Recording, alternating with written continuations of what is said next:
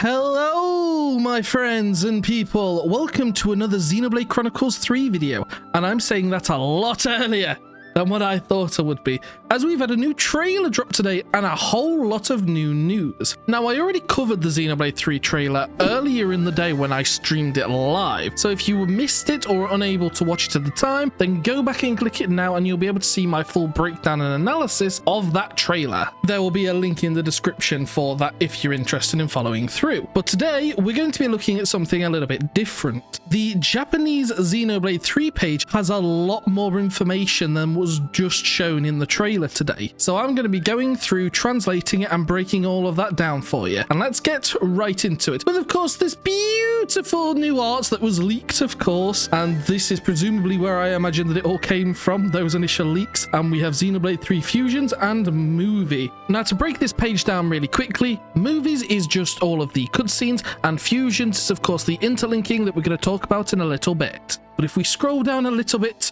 we see those trailers that were mentioned before and immediately brought up with some new information. And so, of course, we're going to start off with this story section. And this first line translates to two nations in conflict, and belonging to each 6 boys and girls, which is, of course, referring simply to the 2 party members, 3 of them coming from the Kivas side and 3 of them coming from the Agnes side, and then forming the core group of our party for this game. Underneath it reads, existence of the real enemy, and to confirm the truth of the world in which he lives, soldiers from 2 hostile countries hold hands. Isn't that sweet? And then finally, to sum up the story, it just goes with a story of life that connects the past and the future. Now, this last line's actually quite interesting. Obviously, the past is incorporated. I mean, Ionios is the world of Xenoblade 1 and Xenoblade 2, but future's very interesting.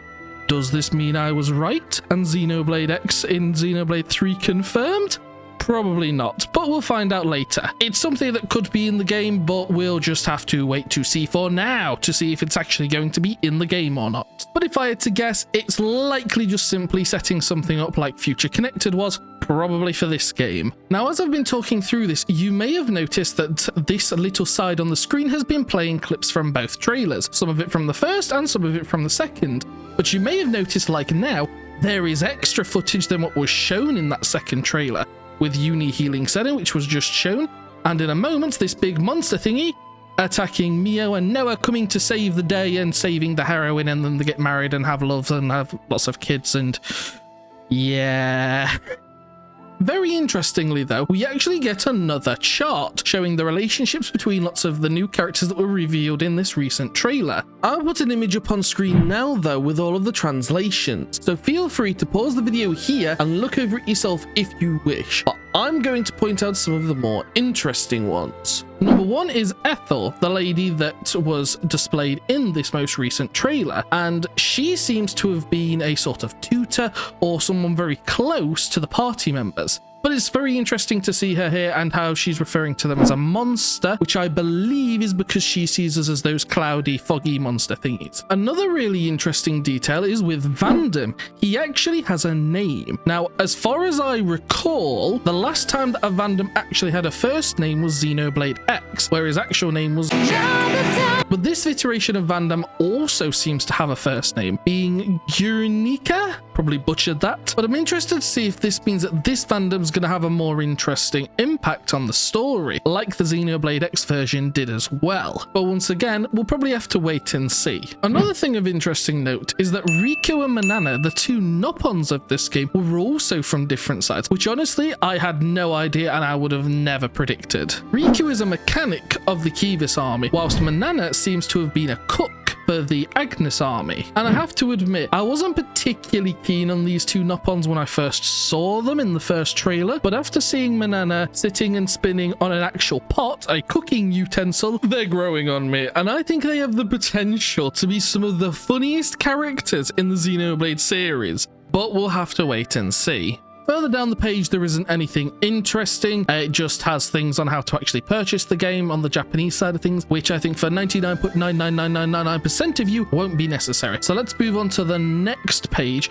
where some more juicy information is hiding from us. So moving on to the next page, we've got another little animation about the fusions, or what I believe is going to be better known as the interlinking. And this little bit of text here just simply translates to fusion of two, which is obviously just going to be the fusing, as we can see here with Lance and Senna, of two people into one giant Ouroboros machine thingamaboboo, which look awesome, I'd like to add. If we scroll down a little bit more though, we get our first look again at the image that we had before, and this simply translates to, in this world, previous Xenoblade elements can be found everywhere. No sh**. And if you scroll down a little bit more, you'll get a little bit more information on this, with this first line saying that the world is fused, and this below text stating the stage of Ionios, where two worlds with different characteristics meet. Two nations, Kivas, which has developed mechanical technology, and Agnes, who is good at magical technology. Ether, in brackets, are hostile and are in conflict, which is of course just describing the two nations from what we know so far. So this is just again the summary of what the world is going to be like.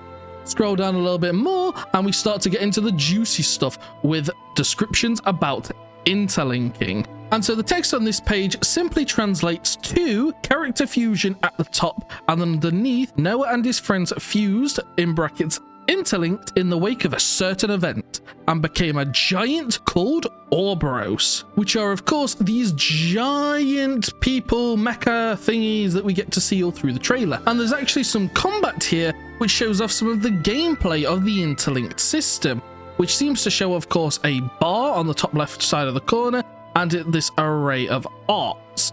Now, I'm not going to pretend to know and understand exactly how this all works right now, but as we analyze more of the trailers and some of this gameplay, we will get a better idea and understanding. One thing of note that I do want to point out, however, in this gameplay is that when paused at a very specific point, you can see what looks like a very large horn, almost as if it's the Bionis' horn. And so I think this area, which also appears to be where we saw earlier in the trailer with the distant fingertip, is actually going to be very close to the remains of the Bionis, which is pretty cool. As we scroll further down though, once again, we get a little bit more information and a closer look at the different interlink forms that we get. And I've got to admit, these are looking really, really cool. They're kind of mechanical, but they look really organic at the same time. So Monolith Soft has done a great job on designing them. So far, I think that the Lance and Senna one is my favorite. I mean, that hand's a little bit off-putting, but I don't know, it just looks cool. Although I never thought that a machine/fusion of two people and a dude could be a waifu. Damn, Tyon, you bad. As we scroll slightly further down, though, we move on to the big thing that was sort of brought up in the trailer a few times, or hidden in there, which is things about arts and the classes system. Now, this text simply translates to skill fusion at the top. There are various ways in which characters are good at turning around during the battle. I think this is supposed to mean something like turning the tables. There is a classification called class. Classes can be replaced/changed as the ties with friends deepen, which I imagine means that as we build affinity between our two characters and that affinity rises, we're going to be able to do as the showing here, swap the characters from actually wielding their ordinary weapons into wielding other party members' weapons. And we were very sad, unfortunately, that it doesn't look like it changed the bottom half of the character, so we can't put Lance in a skirt. It was a dream, and that dream has been torn apart by Monolith. Please let there be an update. We need Lance in a skirt. The technique art that can be used for each class is different, and by learning the arts of various classes, you will be able to play the arts of multiple classes at the same time. So like in Xenoblade Chronicles 2, this game will have different arts per weapon classes, like you had different arts for shield hammers, twin rings, ether cannons, and all the other different types of weapons. But interestingly, it's almost worded as if you're going to be able to mix and match different arts from different classes and put them into one style, which is kind of like how it worked in Xenoblade Chronicles X, because that had a class system as well, but it's not exactly the same considering you were still limited by weapon choice. So potentially that limitation might not be here, and we might be able to use use the Medic Gunner's healing staff on the offensive sword class, which is a really bad idea, but it might be something there that we can do if we want to. Now, something that I unfortunately neglected to do in my live stream because I was blind and didn't see this button was click it. And this has actually got more information on each of the classes and the arts. And the top of this reads like so. Class arts. The role in the battle depends on the character. It is roughly classified into 3 categories, being attacker, defender, and healer. The 3 roles are further enhanced by the fact that they are good at turning around, which is the same wording again, but there might actually be something to it here. It is divided into various classes, and the arts that can be used for each class are also different. And so we start off, of course, with the attacker role, which this line here simply states, good at attacking and aims for large damage from the side and back of the enemy. So that's probably where the gameplay mechanic of positioning is going to be brought back into Xenoblade, by being able to do more damage on the attacker class from certain sides of the enemy. This is the first class, which is known as the Sword Fighter, which is of course going to be Noah's class, and this is a well-balanced class which is very good at fighting bosses, which is what this text states here. Below we also see an image of Noah, and this states the name of this art which is used in the clip, which is Thrust Edge, which damage increases when attacking from behind the enemy, as we can see here with Noah attacking from behind the Crustib, I think is this enemy type. And the other offensive class that we can swap between is what I believe has been translated to the Crusher class, which is of course this giant hammer. This is a power type weapon with a heavy blow. Crush enemies with a super heavy hammer. The art that is showing off in the image is also known as Hammerhead. Damage increases when attacking from the side of the enemy. So if we get a passive buff just for being in the attacker's class from attacking from these angles, and then arts which also increase their damage when they're used from the right position, then these two could be doing some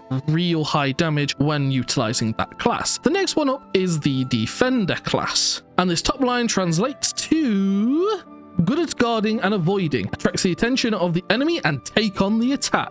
And of course the first class that is shown here is for Mio, and it translates, or I've been able to translate it to, Gale or Galeman. Now I recognize this, and you should all recognize this as the Twin Ring class. This could be a renaming, or because I'm not familiar with all of the Japanese names, it could be the Japanese name for this style of weapon. This class though has excellent evasion ability, and it shoots powerful counterattacks while avoiding enemies. And the art that is shown is Gemini Strike, and it attracts attention while avoiding enemies. So basically it increases aggro whilst also avoiding any hits which are coming your way.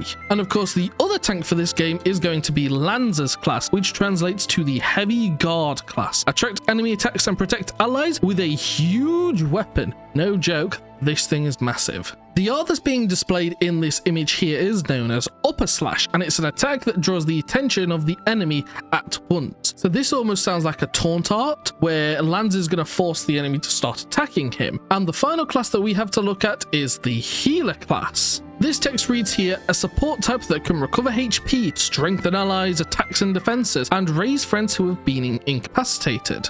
I read this like so. It seems almost as if the healer class will be the only one who can revive fallen allies, but I hope this isn't the case, as the AI is awful at reviving teammates, and I don't want to play as a healer 24/7, so that means I'll either have to get good at the game or suffer. This class here for Uni is known as the Medic Gunner, which is something that I mentioned earlier. Expand the field to recover and strengthen a wide range of allies. So the art that's being shown here is known as Round Healing, and it simply restores allies' HP in an AoE around you. And then the other healing character or class is Tyon's class, which is known as Tactic. What this translates to though is a supportive type that puts the enemy to sleep or nullifies the damage by taking the place of him. So he's primarily actually going to be more of a support character, but he does have a healing art, as we can see in this image here, so I guess he qualifies to be a healer. His playstyle also reminds me a lot of Ricky from Xenoblade Chronicles 1, but just without all of the damage over time stuff. And so if he's anything to go by, Tyon should be pretty fun to play with. The art that's being displayed here is known as Dark Banner, and it has the effect of putting the enemy to sleep, which, considering the fact that we have 7 party members out at once, could prove to be very useful. Or may just give the monster a quick nap before they murder us, but at least they'll be well rested. Saving the planet, yo!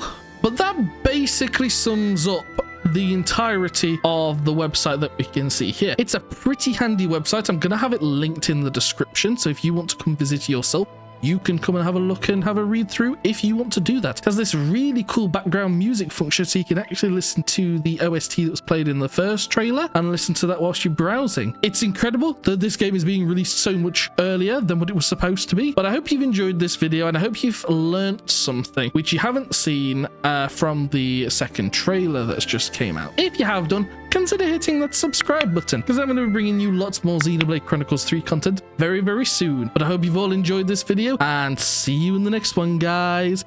Peace.